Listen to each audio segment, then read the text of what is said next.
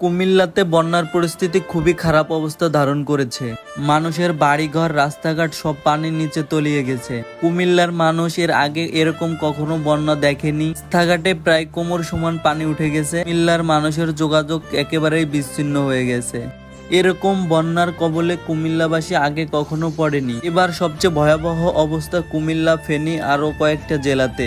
তার ভিতরে কুমিল্লা জেলাতে রাস্তাঘাট সব জায়গায় পানি উঠে গেছে, বাড়িঘর তলিয়ে গেছে, আসবাবপত্র সবকিছু পানির নিচে তলিয়ে গেছে। তাই আমরা যে যেখান থেকে পারি আমরা বন্যা কবলিত এলাকার পাশে দাঁড়াই।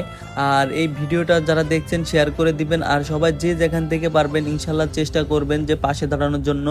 বন্যা কবলিত কয়েকটি জেলা খুব ভয়াবহ অবস্থা ধারণ করেছে, সবকিছু পানির নিচে তলিয়ে গেছে, যোগাযোগ বিচ্ছিন্ন হয়ে গেছে। তাই আমরা যে যেখান থেকে পারি বন্যা কবলিত এলাকার পাশে দাঁড়াই। যেমন কুমিল্লা, ফেনী আরো কয়েকটা জেলাতে পানি ঢুকে পড়েছে, আর এই পানি ঢুকছে, অনেক সমস্যা হইতেছে। আপনারা যে যেখান থেকে পারেন আসলে সহায়তা দিন, মানুষকে হেল্প করুন। আর এই ভিডিওটা অবশ্যই শেয়ার করে দিবেন। আর এই উজান থেকে নেমে আসা পাহাড়ি ঢল আর কয়েকদিনে ভারী বর্ষণের কারণে কুমিল্লার অবস্থা খুবই ভয়াবহ রূপ ধারণ করেছে। সবকিছু পানির নিচে তলিয়ে গেছে।